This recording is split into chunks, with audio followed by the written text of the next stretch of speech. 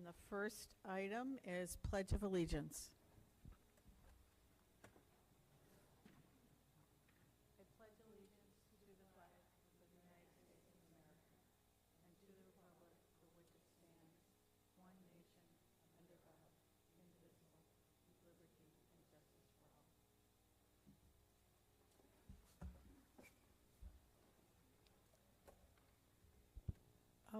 It's nice to see everybody here tonight. Thank you for coming. And we have, I believe we have both Ilda. Is Ilda on? And Mark? You don't see them yet? Okay. Well, they're supposed to join us remotely, the two board members who aren't here with us this evening. So I would entertain a motion to approve the minutes from May 17th. So moved. Motion made by Brendan, seconded by Alicia. Is there any comment on the minutes? And I have two in case one battery dies. We don't want you talking today. So we have a motion on the minutes. Any comment on the minutes? Okay, all those in favor of the minutes being approved, please raise your hand. I'm abstaining because I was not there, and I don't see Mark or Ilda yet, so, but it's approved. They're approved. And now we're on to public comment. Is there anybody who would like to speak during public comment today? Well, quick to the draw. If you wouldn't mind stating your name before you speak so that we know who you are. My name is Raquel Luna, and I live on Jackson Street, and I'm a parent of 3 children in Windham Public Schools. So I'm here, sorry. I feel like more nervous because all the administrators are here. So, sorry.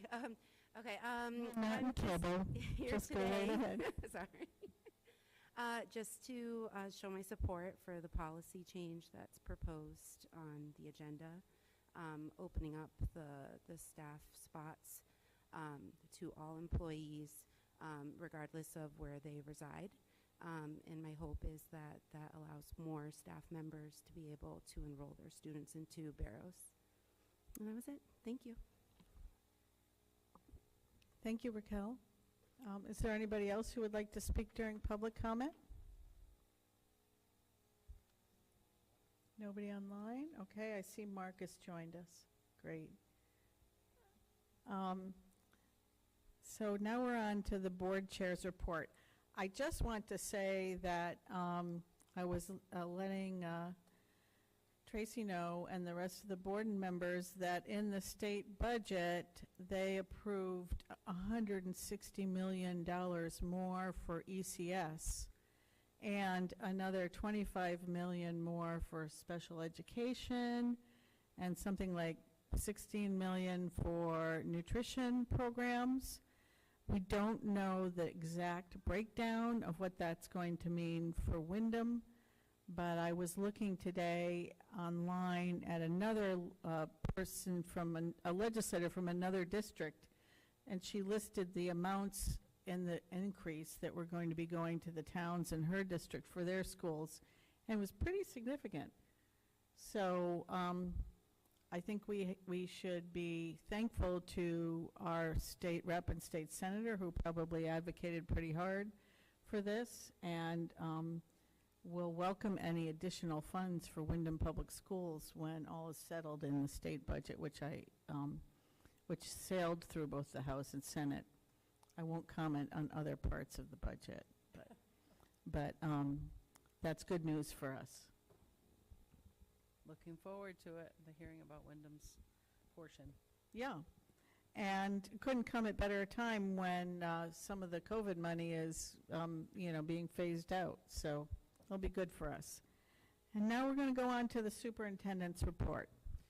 Thank you. Good evening. I want to just acknowledge that I have a very large leadership team in the room and some online. It is our end of the year report So there's a lot of data we're sharing, and just in case there's questions, they're here to answer those specific questions for their schools or departments. I'm going to start off the superintendent's report with just a review of the Teacher of the Year and Paraprofessional of the Year. As you know, each school puts forth a para and a Teacher of the Year, and then there's a committee that goes through a process led by the HR department, and it's a committee that has members that are former Teachers of the Year, former Paraprofessionals of the Year, and members of our staff. And this year, that committee chose Leticia Denoya, first grade teacher at Natchog, as our District Teacher of the Year. And we visited her and delivered flowers and balloons, which was really nice to do. She was very surprised by us knocking on the classroom door. We also visited Jillian Bursky, who's a paraprofessional at Sweeney, and she's representing our district as the district paraprofessional. And the board has a list of all of the winners from each of the schools in their packet. So congratulations to them. I think we should give a round of applause for the winners. That's the least we can do. Thank you, though. That's wonderful, and congratulations to all the winners, and I hope those of you who are here will let us know that we're very proud of them. Excellent. Next up is just to let you know that we are very proud that Windham High School actually has a fairly large marching band, and it was the only music performed at the Memorial Day Parade just a week or two ago. And I think the history of the Boombox Parade is based on the fact that there wasn't a band many, many years ago. Right. So to have one now is really exciting for us. I happen to be a big fan of the marching band, and we just want to celebrate the high school teachers involved in that and the students that are musically inclined and, you know, allowing us to share in their music, their talent. So just wanted to let the board know that. I don't know if there's any questions or thoughts about that. We do have the high school principal in the room who's also proud of. I think there were some people here who. See, I asked if they needed this, and he said no. Okay, there's Leticia. There's Jillian, I'm sorry. And there's the marching band in their very sharp outfits. What are the names of the, Shako and something else? They have, there we go, Plume, yeah. So that's them from the Memorial Day Parade. They look great. Katina, you were there? You saw them? I was, and I was so proud, and the parents were beaming. So I think that this is great. There were people at the memorial that wouldn't have been there if their kids were not there. So it was, all in all, they attracted the community to come, and they were wonderful. So that's the same group that at the District Arts Expo, I was stopped in the parking lot right outside of here, and people asked me if I could use my superintendent powers and get that group to play more often because they're really good. So it's exciting. Okay. And the senior parade? Yes, and the senior parade, there's pictures behind you. We did our first annual class of 2023 senior parade. We took them to their elementary schools across town. It was really well received. Each elementary school put on their own, had sort of their own little spin on it, but the seniors walked through the hallways to students cheering them on, high fives. There were a bunch of hugs, and teachers and younger siblings. We think it really did send the message to not only showcase our seniors in a positive way, but to motivate our younger students to want to graduate from Windham High School, want to graduate from high school. So I think it went over really well. We're gonna work on it and improve it each year, but I think it's definitely something that, from the feedback I've received, they want to see happen again. Wonderful. Okay. Does anybody have any questions for Tracy? No? Okay. I have one last thing that's not on the agenda, and I think we'll do it quickly, do it now at this part, if it's okay with the board, and that is that tonight is Dr. Ware's last board meeting. The last time that he'll be in the district with us, so I just wanted to say a couple words so we can send him off. So for those of you who know or don't know, Dr. Ware has been in the district since 2018, and he came in as the assistant principal at Windham Middle School. He quickly adapted to his new role, and I think early on we recognized that he was a natural leader. He assumed the role of principal in July of 2019, and he was in that role until June of 2022. He led the middle school with intent and purpose, always doing what was best for the students of Windham Public Schools.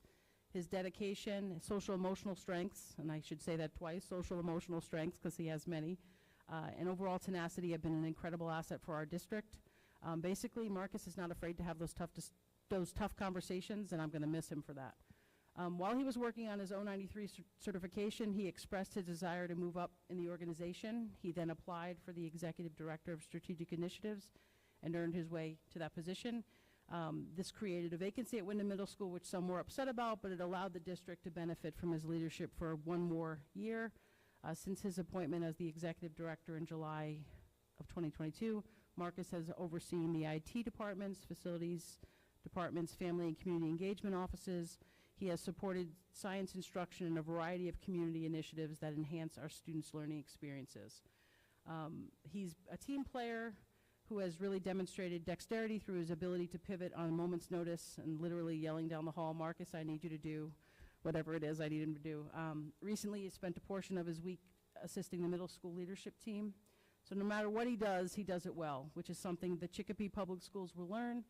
Our theme for this year has been next chapter. Marcus, as we begrudgingly send you on your way, I hope you take all of your experiences and memories from Windham and apply them to your own next chapter. There's no question in my mind you'll do amazing things for the Chicopee Public Schools, and I know you and I will be meeting in Springfield.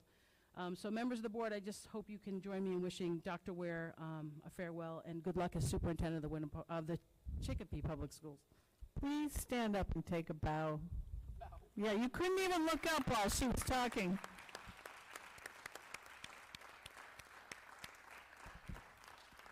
We will miss you very much, but Pioneer Valley will be very lucky to have you. So,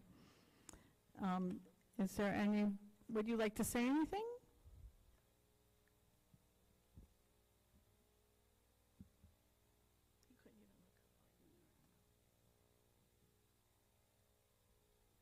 Testing, there it is. Thank you so much, each of you on the board and my fellow colleagues in the audience. It's been an incredible 5 years, and I can't believe it's been 5 years. It seems like just yesterday I got here, and I was part of the 6th grade Wham Bam Pow Zap teams, and those were the names. And so I just want to say thank you from the bottom of my heart. It's been an incredible ride. I've learned so much from Dr. Youngberg's leadership, from so many of Central Office team, Neil, Joe, Robinson, as well as my colleagues. So that goes all the way to the middle school team, past and present. And so I just want to say I can't believe that we went through a pandemic and now, well, we're still there, but now that we're on this side of things, we're trying to get back to a new normal. I just want to say thank you for trusting me for leading the middle school through that really, really rough time. I know it's in good hands now, so I can't wait to come back and see the great things that you're doing. And yes, Dr. Youngberg, I'll be on the phone with you a lot. Thank you so much for everything, guys. Thank you.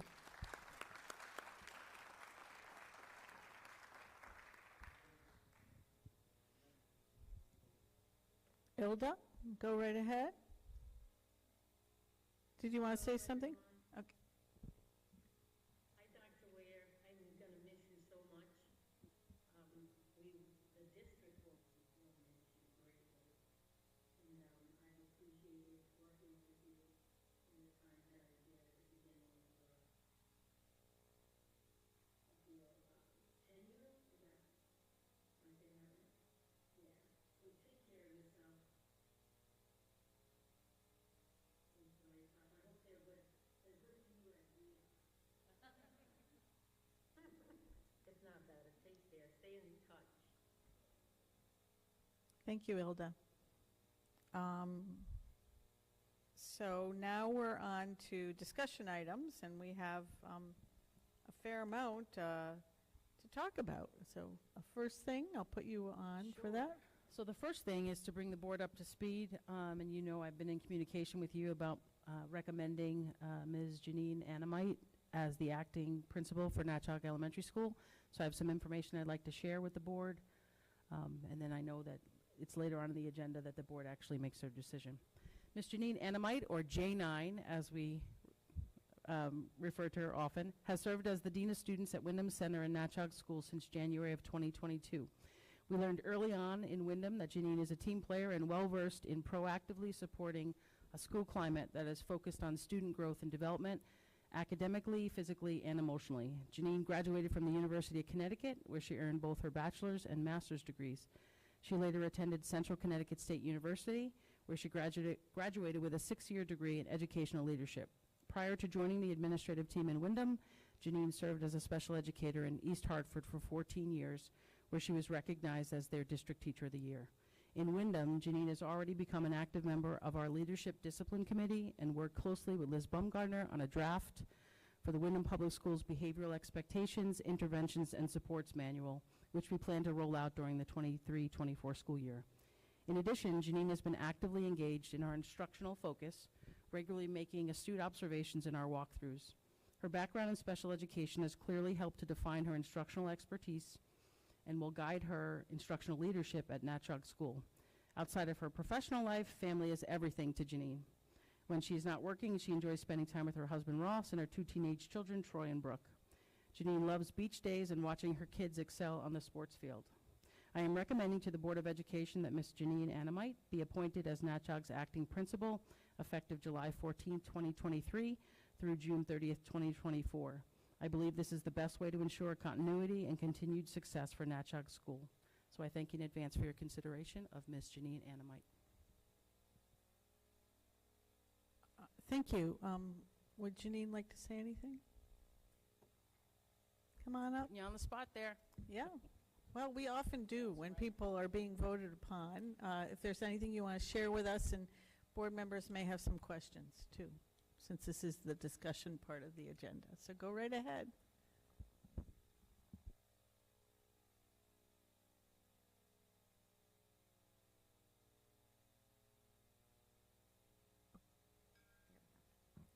It is with great pleasure that I'm here tonight as you consider me for the role of acting principal at Natchog School. As the Dean of Students, I've had the opportunity to work closely with Mr. Evan Jones in the daily running of the school. He has allowed me to collaborate with him on all initiatives and mentored me through the procedures and policies to which we follow in Windham. Mr. Jones and I share a vision, have a shared vision of cultivating a learning atmosphere that is student-centered and highly engaging. We both deeply believe in fostering a school environment that uses responsive classroom strategies, and we agree on the benefits of a restorative approach to student discipline. Fostering such an environment allows our students to achieve their maximum potential. During my time in Windham, Natchog School has become a community that I deeply care about and I believe in. I'm truly committed to providing our students with a rich and engaging learning experience. I believe this is accomplished through high-level instruction, meaningful collaboration with staff, effective communication with families, and promoting the highest expectation for all of our students. I'm most grateful for the potential opportunity to lead Natchog School, where every day is a new discovery. So I thank you for considering me. I also want to give a few other quick thank yous to my family who's unable to be here tonight because they're at sporting events. They're truly my inspiration. To my colleagues who welcomed me when I came into Windham, they've supported me in my role. To my Windham Center family for learning and growing with me. And last but not least, to the team at Natchog. For those of them who came out tonight, those of them who are at home, I know that we can continue to do great things together. So thank you for your consideration. Thank you. Don't leave. I don't know whether anybody on the board has any questions or comments they'd like to make. No? Okay. Sounds like a good move. Oh, thank you for being here with us tonight, and thank you for being willing to step up. Thank you. We'll be taking a vote later on the agenda. Okay, the next piece for the discussion is actually the presentation of the end of the year data, so I'm going to go to the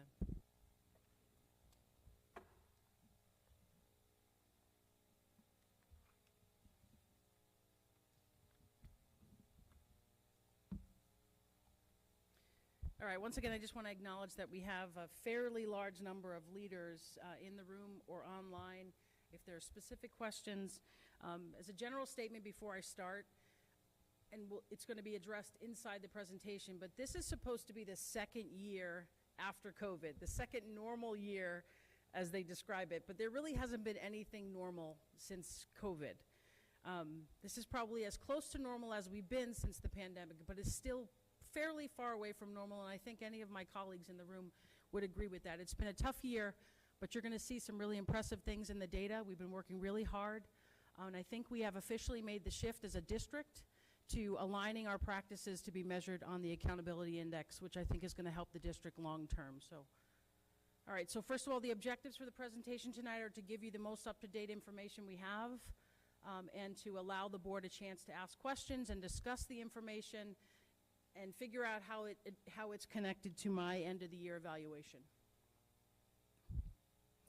As I shared with you at the midterm or mid-year, we have a number of things that sort of help the district to focus, that guide our accountability. You should have a presentation in front of you. Okay, good. That guide our work and that help us with communication. Our strategic priorities and core strategies, you should have a copy of those in front of you. They should look familiar. You've seen them all year. We've been using the Accountability Index as our guide. The index provides us with a district performance index and a school performance index, all of which we're trying to improve. We have our school and department improvement plans, which are aligned to the index, and we share a whole bunch of information in our annual budget book. The Board of Education, as you know, because you're all involved in it, have functioning and productive committees, a personnel committee, a finance and audit, school planning and design, curriculum and policy, all of which are handling a fair amount of the work. You really are a conduit between the district and the community, so I kudos to all of you. I think we've got that up and running. We're doing a great job. We obviously have our board meetings.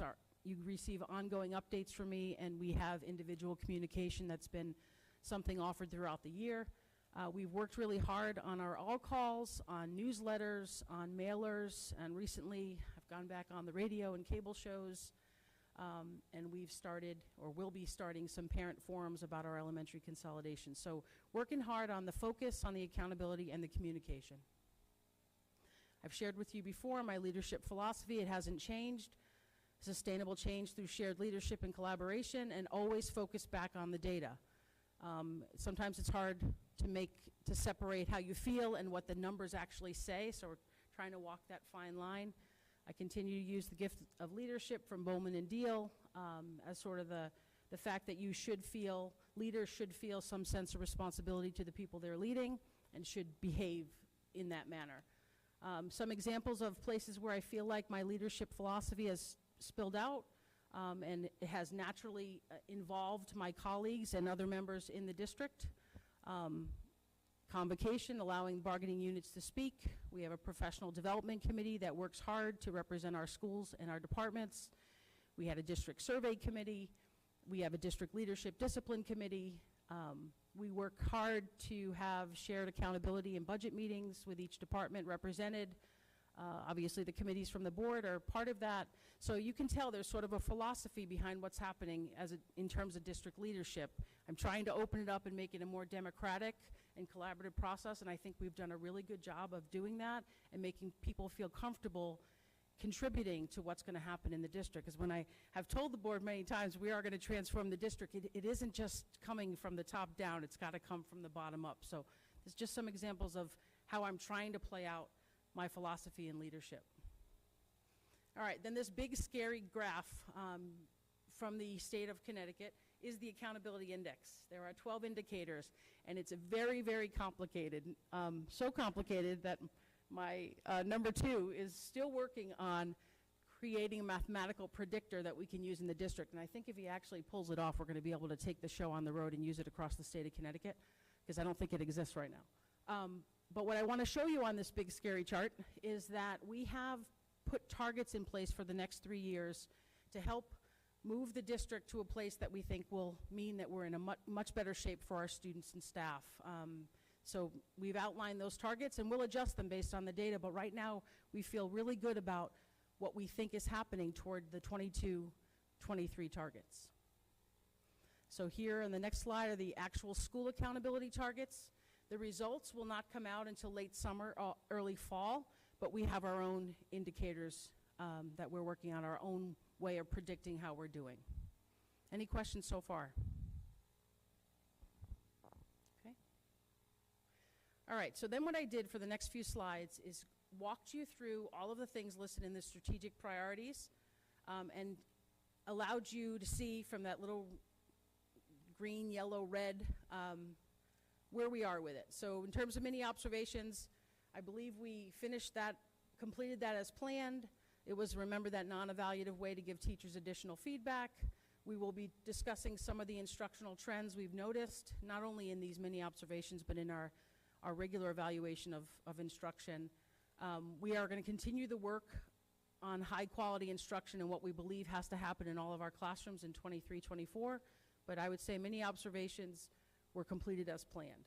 The same, I think, is true with student conferencing and goal setting, in that I think all of our schools have really done a good job of making that shift to the accountability index. And to be focused on the accountability index means you have to have your students focused on the same things.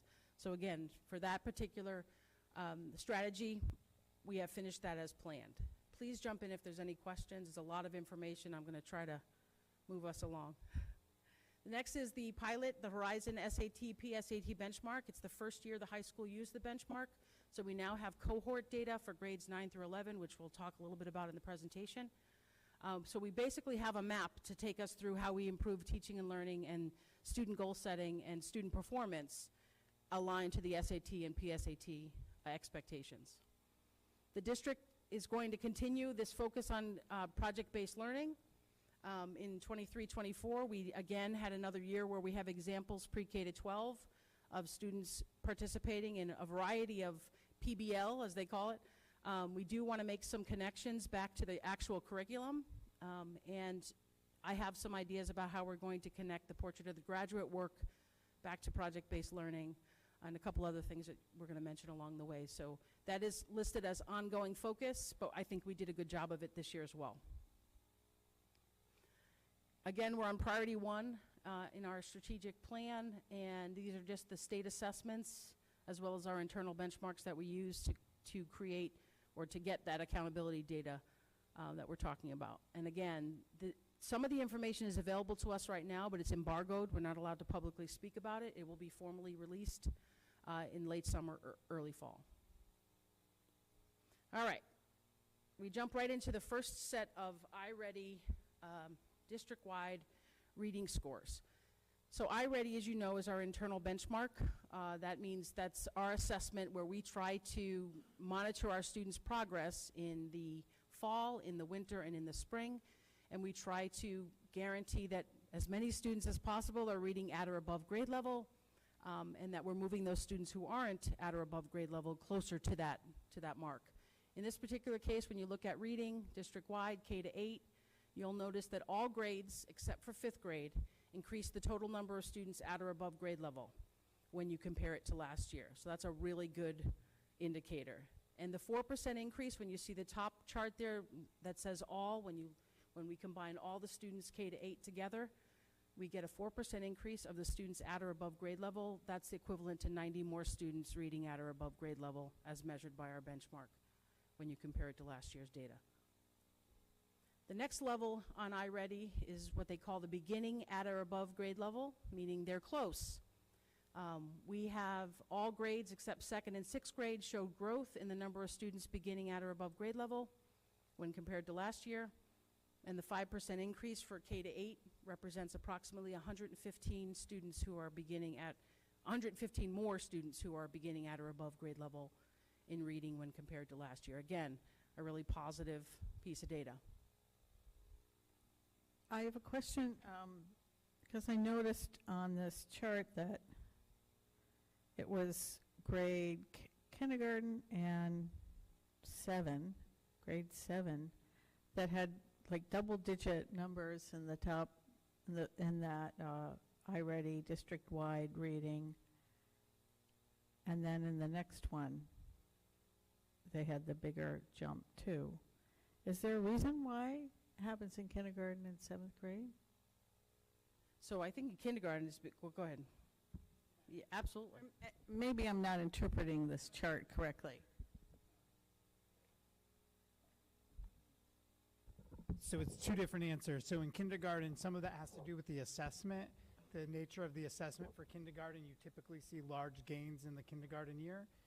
7th grade, through a bunch of other metrics, is just performing as an extremely strong cohort, and it has been in the past, and it did especially well this year.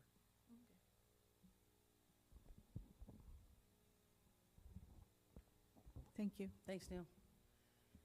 This next chart is our needs improvement category. These are the students at the lower end of our benchmark achievement. And in this particular case, all grades except second reduce the number of students scoring in needs improvement category. And we have a -7% change in total students, so which is equivalent to 160 fewer students in needs of improvement across the district in reading. So just to recap, 90 more students K to 8 are reading at or above grade level, 115 more K to 8 are reading close to at or above grade level, and 160 fewer are scoring in the in needs improvement. So when you look at our data in the last couple years, even 3 or 4 or 5 years from now, we have not seen growth like this. So we're moving in the right direction. We have a lot more work to do. I don't want anyone to think we've solved it, because there's a lot more to do. But this is great data. We're getting some momentum, some traction when you can show that you have more students at or above grade level, more students ready to be there, and fewer students in the the lowest category that needs improvement. So definitely some positives in reading K to 8. Are there any questions before I go on to math? Same thing's true. We gave you the district iReady data K to 8 in math. You'll notice in this first one is our at or above grade level. All grades except 8th grade increase the total number of students at or above grade level in math when you compare it to last year. There's a 3% increase overall K to 8, which is the equivalent to 70 more students are functioning at or above grade level in math. Same thing as in reading. We gave you the next look in, and that is the beginning at or above grade level. Again, all grades except 8th grade showed growth in the number of students beginning at or above grade level, and there's a 4% increase, or 90 more students who are close to being at that at or above grade level category there. And in terms of needs of improvement, all grade levels reduced the number of students in the needs improvement category in math when compared to last year. iReady does not use this category in kindergarten, which is why you see zeros across that particular graph or chart. The -3 reduction represents approximately 70 fewer students scoring in the needs improvement category in math when compared to last year. So just to recap, we have 70 more students at or above grade level in math, 90 more at scoring at the beginning at or above grade level, and 70 fewer scoring in the needs improvement band in math when compared to last year. Any questions so far? All right, the accountability, oh, go ahead, Lynn. Sorry, just so I can hold the numbers in context, how many total students are we talking about? 2,000. Okay. Yeah, that's why I said we still have a lot of work to do. 23, yeah. There's a lot of work to do, but we're moving in the right direction, and we haven't seen this kind of growth in a long time. Yes, Katina? Any insight about 8th grade not improving in math? Yeah, so we're going to talk about the 8th grade cohort as well as the 11th grade cohort, and we're going to tell you what we're doing to help address some of what we know is happening or has happened. So the next, because the accountability not only tracks actual progress, whether or not our kids meet the benchmark on the SBAC, it also tracks growth. The next few slides are going to go through growth by school. I want to preface the next few slides by letting you know that we've set really high targets for the at or above grade level. And so schools may not have met those targets, and that's okay, because they're working hard to reflect on what they need to do to get there. But we're going to start off. This is the overall, just the summary of our target data or our growth data. So the first column on this chart shows you the typical growth, and like 135% would be the equivalent of 1.35 years of growth. So if you look at Barrows, for example, with the 1.35 years of growth, 66% of the students at Barrows met that target. Then there's a stretch goal, which is a little even further than the typical growth, and 33% met the stretch goal. So you can just sort of look across the schools and see where they are in terms of the typical growth, the stretch growth, and how many students met the target. The improved placement category means that they moved a place on the iReady. The way iReady scores them, they've moved up a place. So this is just summary data, and then we're going to get into the specific schools and the targets. And just like at the mid-year, it's a lot of information. That's why you get to take the presentation home to ask questions afterwards, because it's a lot of information. We good to keep going? Okay. So the first school we have here for our growth targets is Windham Center School. It's obviously one of our elementary schools. So you'll notice that we have their fall at or above grade level percentages, their winter, their spring, and the overall targets. And then you'll see an N for no or a Y for yes. That's telling which grade levels actually met those targets. And remember, I prefaced by saying we set the targets really high because we want to eventually get there. So that's, you'll see the reading targets broken out by school and the math for each school K to 8. Should I keep going or?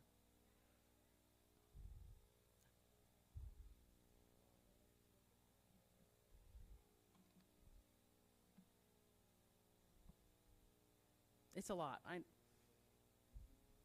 I guess you can keep going. Okay, fair enough. Then we have North Windham School. You'll notice North Windham School did a really good job. They've almost actually met all of their targets that were set out, even though they were pretty lofty. Again, the Y is yes, they met the target. The N is no, they did not.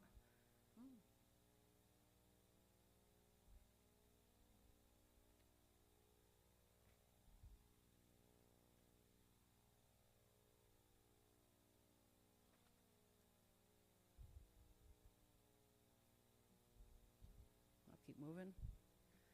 So each school sets their own targets? No, we actually set the targets for the schools. We started off at about 10% increases, but then we moved them along. If we thought they were going to meet it, we actually increased it. So they know. Yeah. Yes. Yeah, so we probably should tell you that, because when we met for our mid-years, if they had already achieved the target, we moved the target out. Because that's the goal, if we're trying to truly transform things, is we got to move as many kids as we can to get them to grade level. So that is true. Natchog School, again, a variety of some grades met targets, some grades did not on the reading and the math side.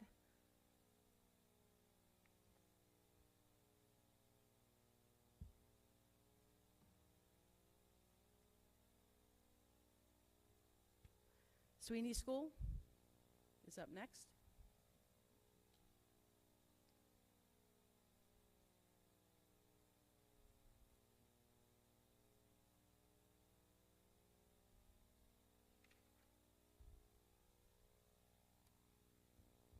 I mean, when I look at these numbers, one of the things that comes to mind is, like, I think as a Board of Ed member, it would be interesting to hear, it's, not all in one fell swoop from all the schools, but to hear from each school administrator what the, what the challenges and opportunities are, and sort of how they feel about this as they're working through this with the teachers and the staff and the schools. So do you mean tonight, or do you mean moving forward on board meetings? I just think it would be too much to ask everybody to get up. Sure. I know when we've had presentations from a bunch of schools in one fell swoop, you start to sort of Yeah, not it's a be able to pay attention to it. But I think for me as a Board of Ed member, and I don't know whether other people feel this way, it might be interesting to have a school come to a meeting and talk about, not a show and tell about everything great, but talk about sort of what's working and what isn't gaining traction and what they think about that. Sure. It's not to catch anybody on anything or hold them accountable in a public setting, but Sure. for us to understand more as board members, I think, about what's going on. Yeah, I think that's how you actually figure out how to help fix Help things. the and district, improve right. things. Right, absolutely. What do other board members think of that? I like that Over idea. a period of meetings? I agree with you. You agree? Okay. I think maybe All we right, could we'll start work working toward on it. that. Yeah. Sure. You can think about how it might work best. Sure, thank you. Next up is Barrows.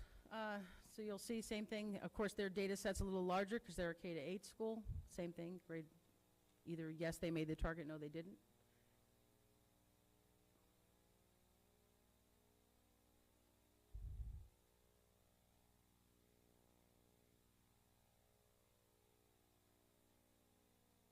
And Windham Middle School, last but certainly not least.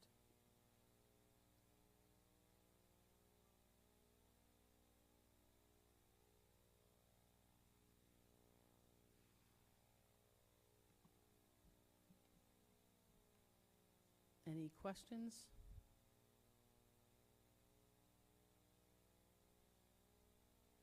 So did I understand correctly that through the year, the target was moved up? It could have been.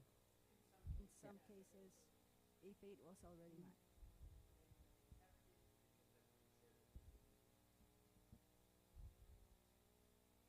So, oh, sorry. Yes, but I'm just going back, since we don't have the larger data, which is from the state assessments, but thinking back to last summer, late summer, when we did get that, there is not always a correlation between, I mean, this type of data and what we see at the end. So I'm a little bit like, so I would like a little more clarity on the relationships. So we know we've done a predictive calculation to see how iReady fits into SBAC. We haven't done it recently, but we've done it in the past. You want to? Yeah. So actually, iReady did their own SBAC aligned study, and typically the correlation's relatively strong. We ran one ourselves like 5-6 years ago, and found the same thing to be true. So that if you're proficient in iReady, you're highly likely to be levels 3 or 4 on the SBAC, and vice versa. And sometimes, depending on the grade, you could technically be in the yellow band in iReady, like a grade level below, and still be levels 3 and 4 in SBAC, depending by grade. We developed our own cut score, like to pinpoint the correlation. Well, so when we do get this year's data, I would like to look at that alongside this. Sure. And I do have to say that, you know, I understand challenges, et cetera. I mean, a 4% increase in 90 students, I mean, that's like 10 students per grade, or, you know, 11 students per grade. And I feel that, you know, this is, you know, we need to really rise up and into the challenge much more. So I agree to with a greater you. extent. I completely agree with you, except that for the last 4 or 5 years, it hasn't happened. So this is the first time it's happening. So even though it's not where we'd like it to be, it's better than it was. So we're moving in the right direction, and I want to build on that in a positive way, because it hasn't happened. We can go back and look at the data. It really hasn't happened. So it's happening now, so we're going to keep going with it. So, good. That is precisely why I Yeah. think it would be good to have Sure. one-on-one conversations with the different administrators, because it might help us understand why, if things are starting to move in the right direction, what's different, what's still out there as a challenge, and things of that sort. Absolutely. We'll work on that. So we're taking all this information and we're using it in our summer school, right? Because we finish up the school year, we move into our expanded summer school. And just a reminder that this is the last year that ESSER funds are going to be able to pay for our expanded summer school. So I just gave you some reminders about that. We have made some clear connections on the data side. So just some data points on the next slide to share with you that we did and by we I mean Neil, Neil did an analysis of the students who attended summer school versus the ones who did not, and we saw some pretty positive pieces of information in that, so we know we're getting something from the kids going to that expanded program, and we're going to continue doing it. So I just want you to have that's something that we're working on. We also will have our usual credit recovery for Windham High School, and we're going to talk a little bit about the high school coming up. Same thing. They have analyzed their data where students have earned their credits or not earned their credits, and developed coursework to be offered this summer to help address where our students might need to make up some of those credits. We also know from our 8th grade math deficits that we need an algebra readiness course, so we're in the process of working on that so we can try to close some of those gaps this summer. Any questions so far? All right, so the next page is just a quick little chart to help hopefully show the board. We have seen some really significant impacts to the current 8th grade and the current 11th grade in terms of their performance. So we took a look at how COVID might have impacted these cohorts, and if you'll notice, the current 8th grade and the current 11th grade both entered their next level of work, so to speak. So they went from elementary school into middle school during our hybrid year, or they went from middle school to the high school during their hybrid year. And so we're noticing gaps in their data. It's crystal clear. So we believe it has a lot to do with the fact that they did not attend school under normal circumstances for the 2020-2021 school year. So just want the board to be aware of that. And you'll notice that I took the liberties, the back to normal year for 22. It actually should say, that's correct. It should say reverse, 21-22. Back to normal, not really, because they kept saying it's back to normal, but we realized it really wasn't. And now we're a little closer back to normal, but I think a lot of people are realizing we may never actually go back to the way it was before, but I do want you to be aware of this cohort, those two cohorts being impacted. What we're waiting for is the state data to be released to figure out if this is true for other districts, to figure out how does Windham's data fit in the larger context. All right, Windham High School, just want to sort of showcase some of the things that have happened at Windham High School this year. As everyone knows, we are working on improving the high school's reputation while they're actually rebuilding the high school.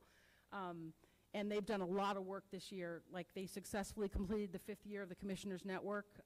That all by itself, the amount of work associated with that process is commendable. They were removed from the NEASC warning list, and the next NEASC visit will be in 2027. They surpassed their FAFSA goal that the state set up, and they were actually showcased in the community of practice for the State Department of Ed.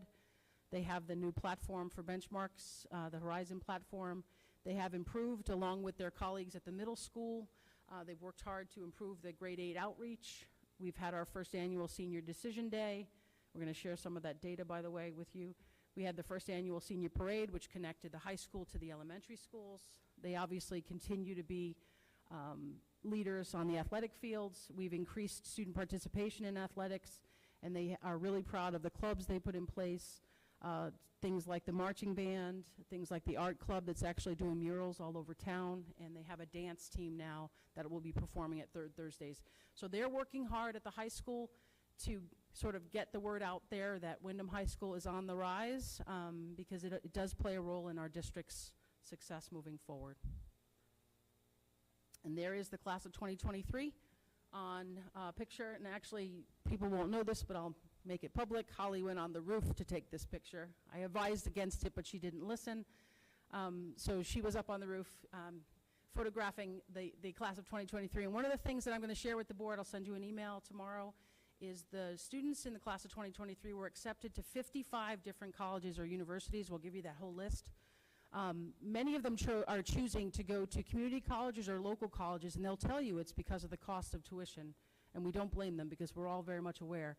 But we've broken out, based on their decision day statistics, about 30% of the graduating class is going into the workforce, including positions at Hartford Hospital. In Hartford Healthcare at Windham Hospital.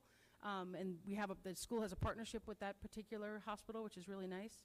About 20% of the graduating class is going to community colleges. 14% are headed off to be Huskies at UConn.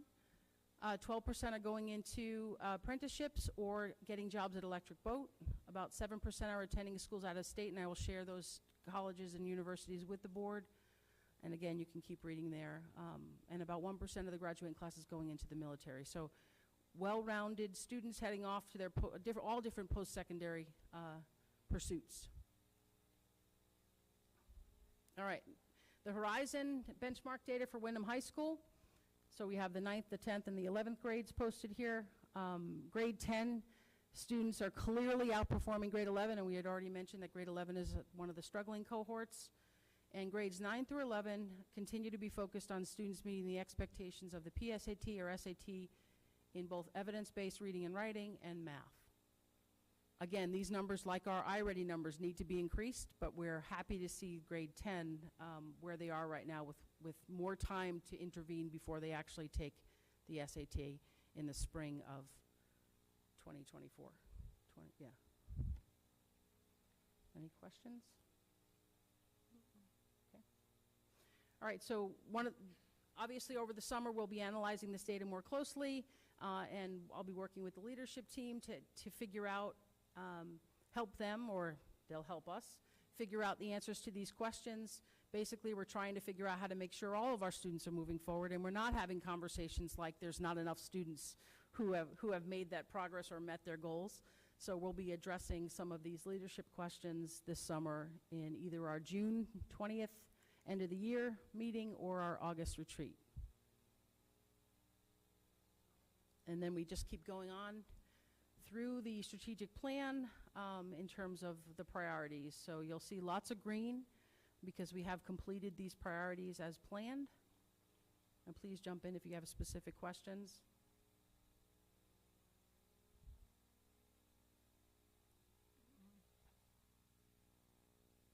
I don't know if I should just keep going or, again, I know it's a great deal of information.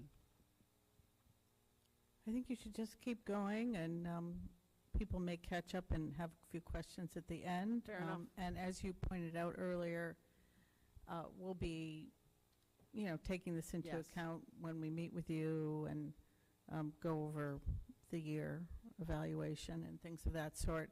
But in between, board members could certainly reach out to you Always. and get clarity on some of these things. Absolutely.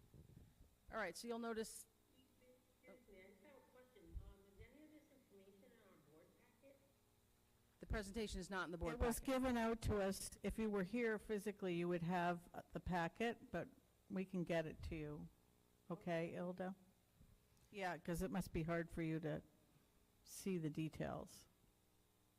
Yes, we can't see that board. Right, right. Oh. Yeah, we'll get the packet to you and Yeah. to Mark.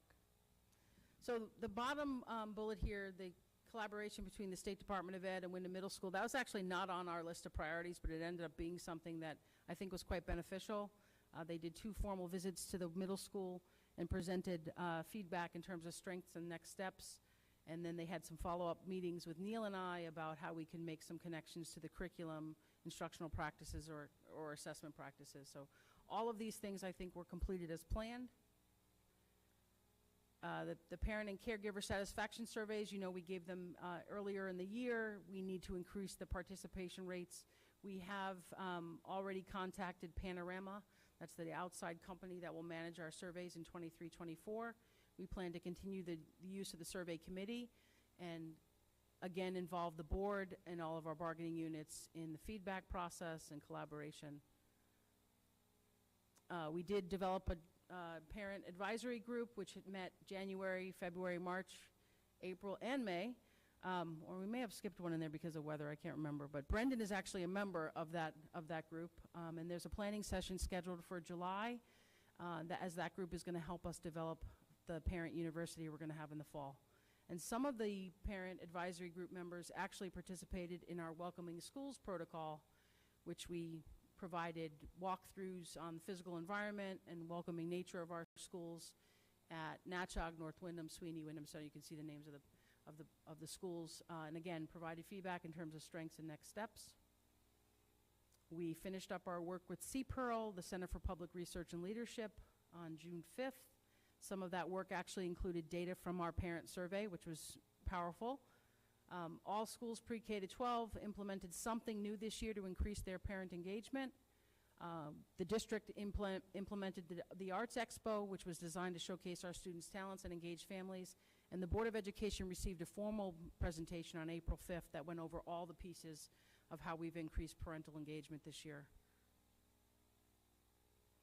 Learning environment, this is a continued focus area, just school safety in general. We have working on upgrades to our school cameras and PA systems. Schools are getting new clocks and blue light installation. Blue lights are the lights that the police department has recommended we have to put on if there's something happening inside the building where they don't want the public to come to the building or come into the building, so we're working on that. We have ongoing collaboration with the police department, Willimantic, and the state police. We do have an updated safety audit, which will be shared with the board this summer, potentially at the board retreat. We're in the process of offering run, hide, fight training for all staff members. That's the training in the event there's actually an active shooter, like you hear the gunshots, it's happening in front of you, what do you do? The Willimantic Police is offering that training, and we've had many of our schools already trained, and several others are being trained on Monday the 12th. It's horrible that you have to have it, but we're happy that it's being offered. We recently formed a district safety committee. We met just yesterday, actually. This committee will actually be functioning in 23-24, but we met with them virtually and set the stage for what that work will look like so that they're prepared. You know that we administered a student satisfaction survey. Again, participation rates need to improve, but it was done, and we're working through the feedback we received. Embedding the social emotional learning strategies continues as work for the district. The Project Aware grant is going to disappear, but we need to make sure that the actual focus on SEL doesn't disappear, so we'll be working through this. And this work, I think, is linked directly to the Leadership Discipline Committee and sort of how we view discipline and the nurturing nature of our schools. So much more work to do here. Discipline data, as the board knows, because throughout the year, throughout 22-23, you've received bi-weekly updates on our discipline data. We have been regularly analyzing our in and out of school suspensions. Expulsions are a little harder to try to figure out because there's policies that guide whether or not we go to expulsion. We are working with a leadership discipline committee to really try to come up with being far more proactive than reactive and helping our students to make better decisions in that. This committee will be putting out a position statement about school discipline by December of 2023. I'd love to have it out before then, but again, it's one more thing the district is working on. Our discipline data trend is that the in-school suspension data will be the lowest on record since 2012-2013, excluding the COVID year when we were hybrid. So I've shared the discipline data with the board, and because you asked questions about unique students, I included that data as well, so you can see where we are. Again, just like our achievement data, it's not where I'd like to see it, but it's far better than it was. So we're getting there. We're making progress and moving in the right direction. Effective operations, again, another reference to the survey for the staff. The elementary consolidation, as you know, is an ongoing topic. I actually just met with the state construction team last week and learned some things that I will be sharing with school planning and design, which I believe is next week. We have a parent session we have to push out and a video.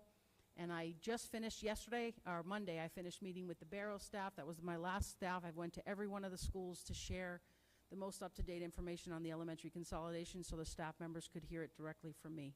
So we're now in the ed spec development phase, and so we're moving right along with the elementary consolidation. It is something that impacts the entire district, so I want the entire district to understand what's happening every step of the way. The 3 to 5 year facilities maintenance plan was presented to the board based on the board's vision. Priorities were identified.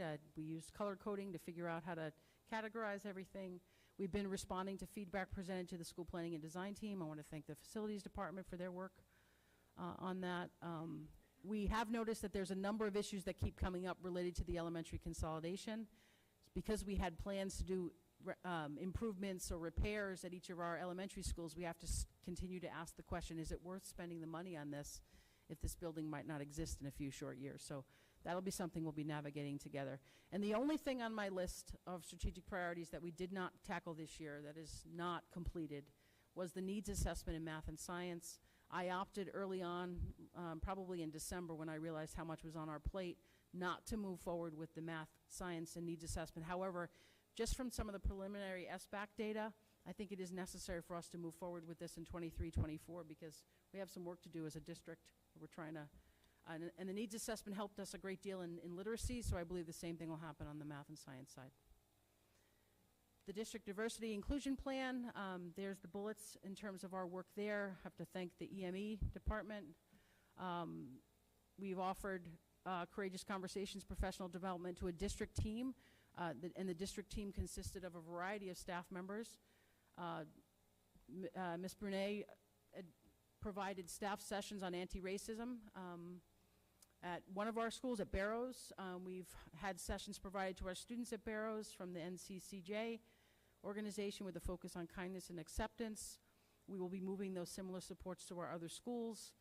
And I think there's a real opportunity for us to make some connections between project-based learning and diversity and equity and inclusion and how we can figure out what those projects might look like. So that's sort of one of the things I've been thinking about that I have to share with my leadership team this summer and see if we can come up with some ideas.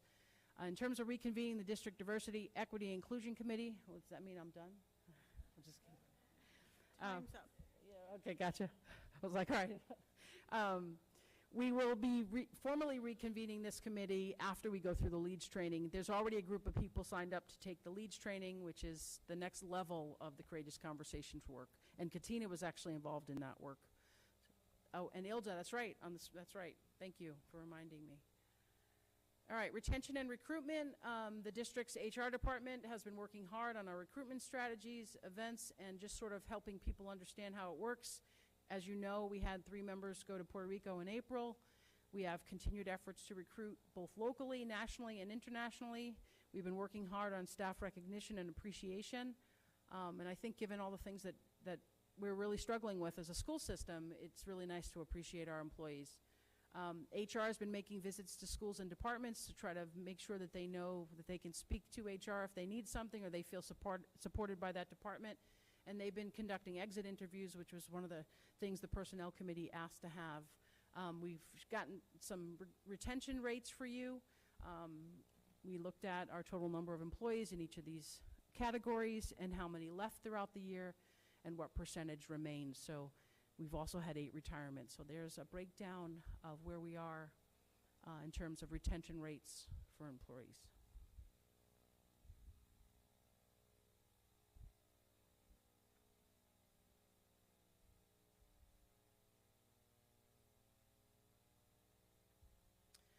Attendance rates, just moving right along here. As you know, we have a district goal of 90%.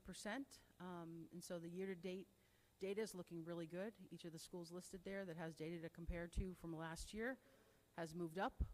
We continue to work on improving attendance. That's our CPRO focus all year, was about how to engage families and improve attendance and reduce our chronic absenteeism rates. And obviously we have an ongoing focus on school culture and climate. Our chronic absentee data is looking really good as well. Again, it's the same thing as our achievement data and our discipline data. It is not where we'd like to see it, but it's much better than it was. And I want to point out some of the schools here really did some heavy lifting on improving their chronic absenteeism rates. So take a look at North Windham. They actually met the goal of being below 30% and significantly reduced their numbers. The middle school is just above the 30% mark, and actually it hasn't finished yet. This is as of June 5th.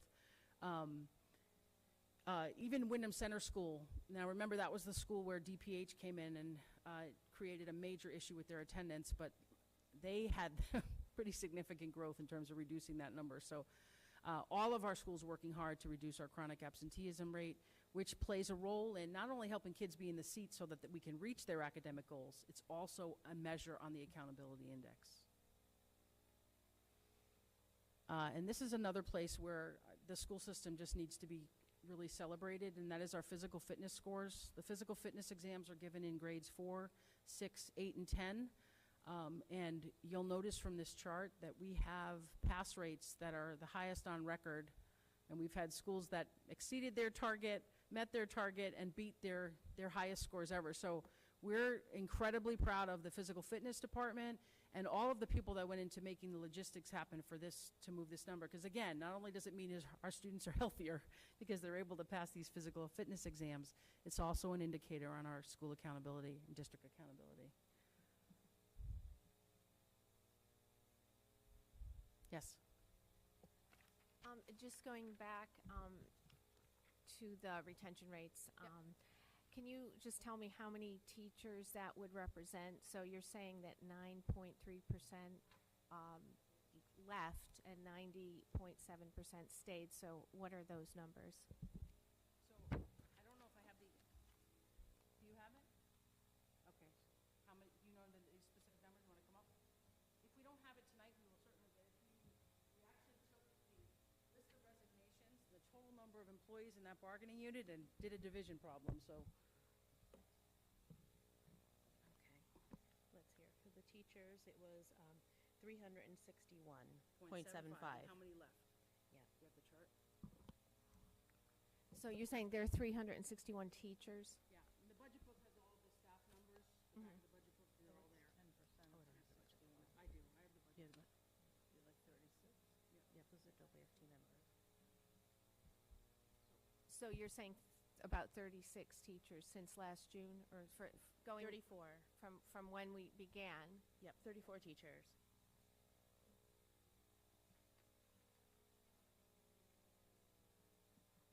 No, those are separate. Those are separate. Yeah. And this is as of yesterday. We wanted to include up to the last minute of everything that we do have on hand.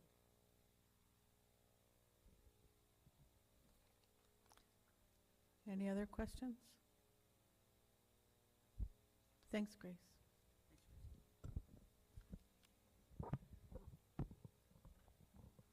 Okay.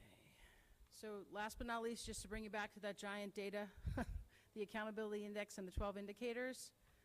It's a lot of information that I shared tonight, all of which is tied back to the way we're measuring, the way the state is measuring our district's performance and our school's performance. And I don't know if you have any questions, but I'm ready for them, or we can follow up after however the board sees fit.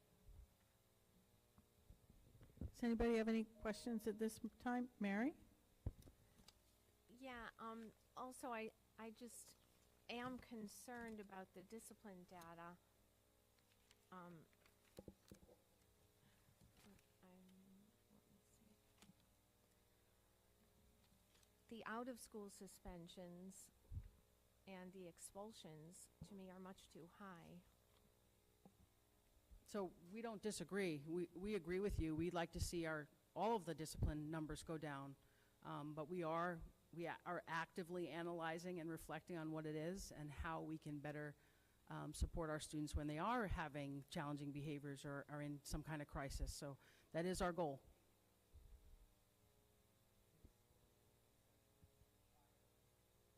Yeah, like I mentioned, the policies drive when we have to go to expulsion. So it does happen that students make poor decisions and we have no choice. I just want to say thank you for including the one-time people. Unique students. The unique students, because then that gives us, I hope, a good idea of how many students repeat the same behavior or similar behaviors, and then I imagine that the discipline, the interventions will be different Yes. at some level. Sure.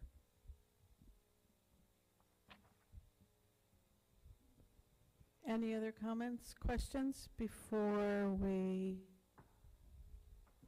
move on? Just wanted to make sure we all know we can reach out to ask questions after today when we get a chance to look at this, and we will be talking about it more when we meet with Dr. Youngberg and her evaluation. And one of the things that I hope to show you in those discussions is where we think our accountability index as a district will land and where it's been over the last 7 or 8 years. So I want to show you where we were and where we're headed. All right, I think there's one more item in the discussion. Yes, there is. It's about the North Windham split HVAC system capital improvement. And do you want me to hand that over to you, Brendan? Sure. So at the last school planning and design committee meeting, we discussed in our capital improvement plan for this current year was a project for installing split HVAC systems, air conditioning, and the North Windham building. So that did go out to bid as planned. The lowest responsible bid came in at $582,000. And the amount approved for the project was $525 originally, so there is a little bit of overage there, but the question also came up, is this something that we still want to move forward with if there's the possibility that we won't be using this building in the near future? We discussed it in committee. We didn't want to make a decision then, like if we do go through with the elementary consolidation and a new building, it's likely we'll keep at least one building as for our core and AWP programs, but the committee wasn't comfortable at this point saying that it should be the North Windham building, so we wanted to bring it up for the full board to decide if this is something we still want to move forward with. The committee was kind of leaning towards yes, because it's still going to be a couple of years, and there's a decent likelihood that we may retain use of that building, or at the very least the town will retain use of that building. So it is up for a vote later as an action item if we want to move forward with this project or not. Brendan, I'm sorry, I missed that meeting because I had a work conflict. My understanding is also that if we do move forward with it, because the quote is above what was approved in the capital improvement budget, we'd have to go back to the Board of Finance and ask for, Correct. We would have to go back to the Board of Finance and ask for, I think Dawn recommended an additional $106,885 because there's already some money expended for drawings and the bid. Dawn wants to remark on that. That might be, I mean, I think we need to know all this as a board before we Right. get into discussion. But to summarize, we would have to ask for extra, and that could potentially be covered from the project we didn't move forward with at Sweeney. Right. So for people who are trying to follow this discussion, there was another project that we didn't do that we might be able to get money reallocated from that unspent money toward this. Go ahead, Dawn. So I would just like to add that this is not just for air conditioning. It also supplies heat because of ventilators at North Windham. We had a rough year last year with repairing them during the winter season. So it's, again, not just AC, it's also going to supply heat as well. And we're not ripping out we wouldn't rip out the old ones. We'd keep the old heaters in as a secondary backup to the classrooms. Also, I wanted to add that with the time that had passed by on the bid, there are two separate quotes that I asked for the bids.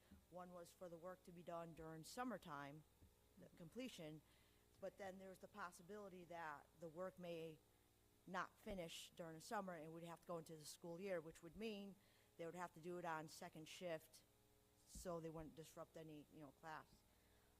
So being that we're given, June, what's today's date, 6th, 5th? 7th. I did, sorry, days run together at this time of the year. I did speak to the potential winner of the bid, and at this point, he can't really guarantee now that the lead time that he will get all the units in on time. So now we're possibly looking at going to the bid with the additional work on second shift, and that would be, bring my glasses, but that is $600,000. So if we add up because obviously there's already expenses that we used, bidding process and getting blueprints and everything, we would ask the Board of Finance for an additional $124,854.38.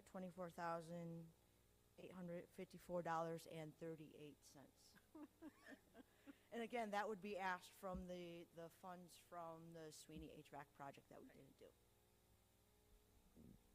So what do folks, thank you, Dawn, that's very helpful. Don't go too far, there might be other questions.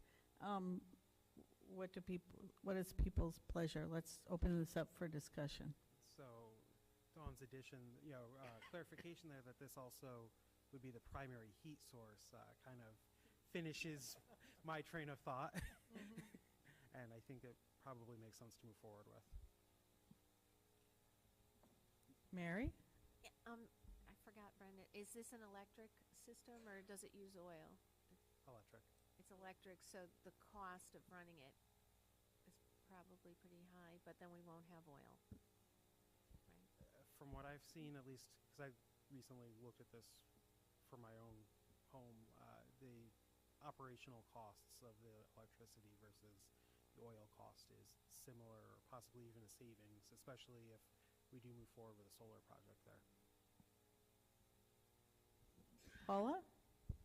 So given that this is heating as well, and the school's going to be open for a couple of more years, are we looking at potential issues with losing heat for our kids? Yes. Yeah, okay. Yeah, well, this is a lot easier. So Brendan is the chair of the School Planning and Design Committee. I'm reading into what you said that you believe we should make this recommendation and move forward with this. Yes. No matter what the building is used for in the future, it will still need heat. and air conditioning for parts of the year. So I think it's asking too much of the teachers and the students to potentially suffer, for that period of time. I would entertain a motion to move forward then and do what we need to do to, in that motion, we would agree that we would do what we need to do to go to the Board of Finance for the additional funds. Would somebody make that motion? Oh, yeah, that's right. Yeah, it's a little Sorry, further I'm down the jumping agenda. ahead. But when we get to that point, I would entertain that motion. Is there any further discussion? Thanks for giving the chair, who gets tunnel vision sometimes, a reality check on when we take action on things. So that's it for now then, and we'll move on to committee reports. Thank you, Dawn. School planning and design. Brendan. We did meet just after our last board meeting. Everything we discussed has already been discussed at this meeting. We discussed where we currently are with the elementary school consolidation project. We are going to have that as a standing agenda item on the school planning and design committee agendas going forward, even if there's just minimal updates, just to make sure we're keeping that in check. And then we discussed the North Windham split HVAC project. We are meeting again next week, but the date of the meeting has changed. Instead of our normal Thursday, we're going to go with Tuesday, I believe it was. Yeah, we're meeting on the 13th at 6:30 because of the Windham Middle School and Charles Barrow's graduations conflicting with our normal meeting, right? Correct. Yeah. Thank you. Thank you, Brendan. Any questions for Brendan? Okay. Policy. Bless you. Katina, you're on. Yes. The policy committee, as you know, is very active. We had a special meeting to discuss the lottery for Barrows in reference to the teachers' ability to apply for that. And then we kind of suspended the meeting to get more information from the Department of Education. Thank you, Neil. Then we met for our regular meeting, in which, of course, we discussed not only what we are about to recommend for approval tonight, which is to modify, and it's not an exception, it's a modification, the lottery system for the teachers to be more inclusive in our policy, as well as the policies that we are recommending for repeal and those who are repeal and replaced. So thank you, everybody who participated, Mark, Brandon, Mary, who were all there. Thank you. Thank you. Are there any questions for Katina? Okay, you'll see on your agenda there are a bunch of these policies that are up for action tonight. And finance and audit. Mark, you're on. Okay. All right, thank you. We met just before this meeting. The current estimate is we may end up with about an $800,000 surplus at the end of the year, but we still have a number of bills to clear and other expenses before we can decide exactly how much we're going to end up with. But we're not going to be in the negative anyway. And we approved, or we're going to recommend the approval of transfers of $190,253.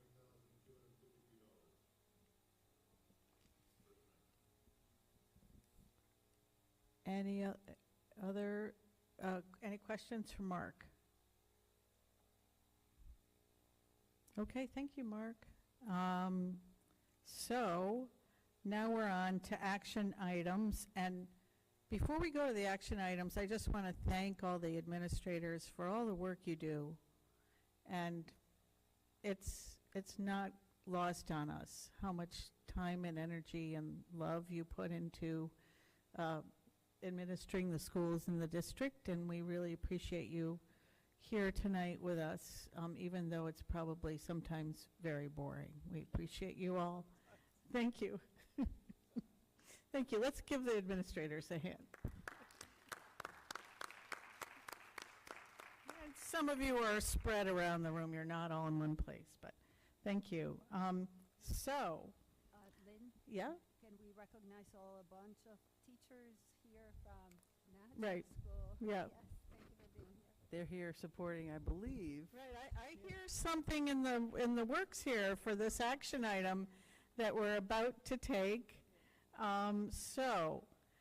We had a lovely presentation by Tracy, and we heard some words from Janine Anamite. Enamite, okay. Listen, I have a 3-letter last name and people can't pronounce it, so I would entertain a motion to approve Janine Enamite as acting principal of Natchog Elementary School effective July 14th, 2023 through June 30th, 2024.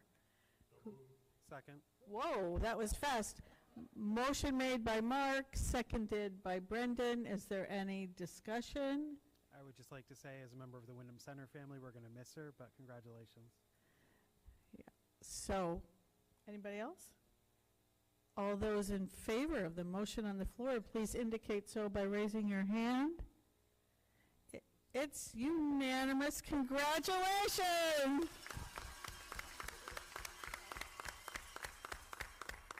I see some presentation of gifts and everything are in order.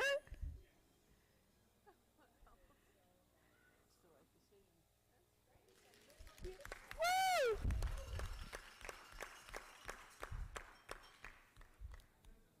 Oh, more flowers are coming. Well,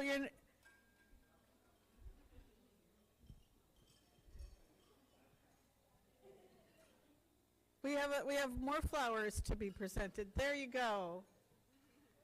Lots of hugs and right. Well, we're remarking up here. This was definitely the right decision given the reaction that we're getting.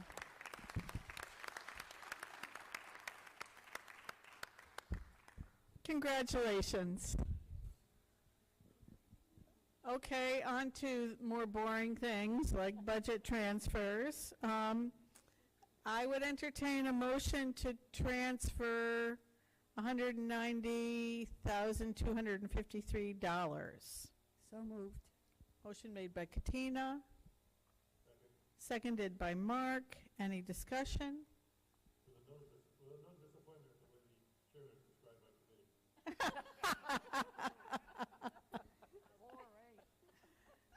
Sorry.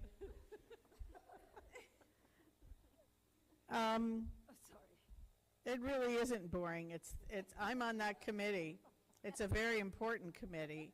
And it's a committee that has gained us a lot of faith in the community because of the work that Rita and her team have done. So I just want to make sure everybody acknowledges that. So any discussion on the recommended transfers? All those in favor, please indicate by raising your hand.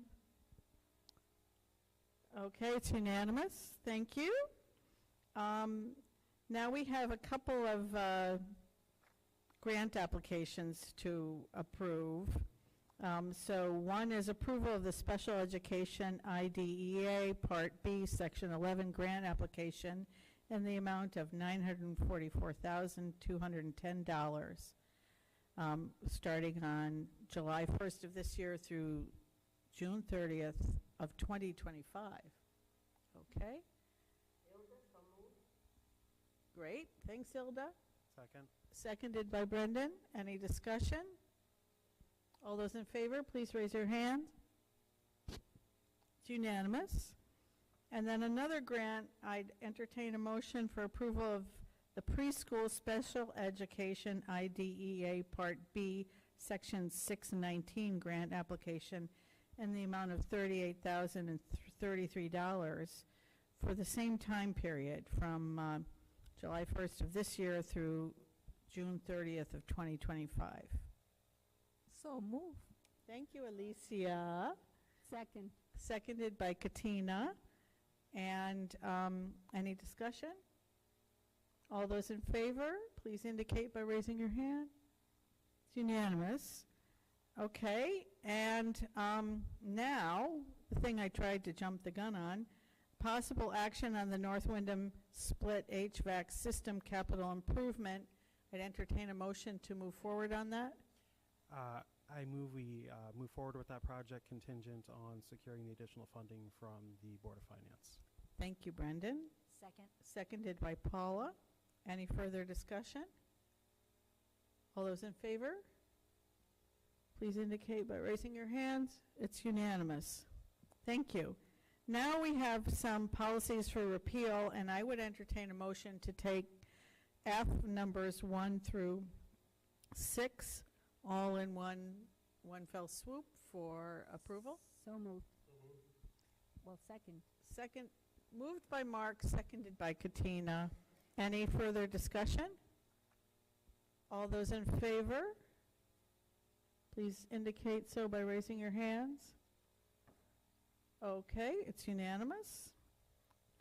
Then we have 2 policies for review of revisions and possible approval. I would entertain a motion, if you all approve, to take policies G, 1 and 2 together in one motion.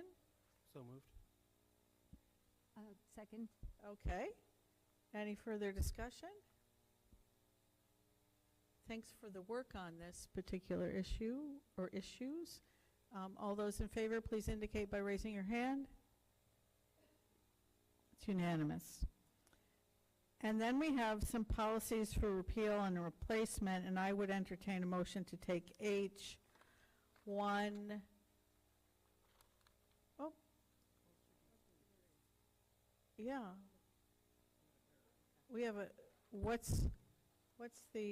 are they, how many are there here? There's an error on our agenda. Do we need to?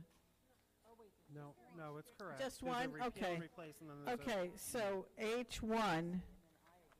Yeah, okay. H1 for repeal and replacement. I'd entertain a motion on that. So moved. Second. Motion made by Brendan, seconded by Katina. Any further discussion? All those in favor, raise your hand, please. It's unanimous. A very divided board tonight. Policies for adoption. I. Reference 6. Which one is that? I think it's J, right? It's a Shipman and Goodwin model policy for health assessment screenings for consistency with revisions. Right. I think J should be I1. I see. J, okay. Okay. So I would entertain a motion on that Shipman and Goodwin model policy for health assessments and screenings. So moved. Second. Motion made by Katina, seconded by Brendan. Any further discussion? All those in favor? It's unanimous, and that takes care of action items for this evening. Last item on the agenda is public comment. Is there any public comment that anybody would like to make before we adjourn? You are welcome, Raquel. I just want to, again, thank Yes. the leadership team and staff members for being here tonight. I appreciate them being here. Yes, thank you. And seeing no public comment online, I will turn it over to Brendan to make a motion to adjourn. I move, we move. Meeting is adjourned at 8:29. Thank you very much, everybody, and congratulations again, Janine. Congratulations, Janine and Dr. Ware.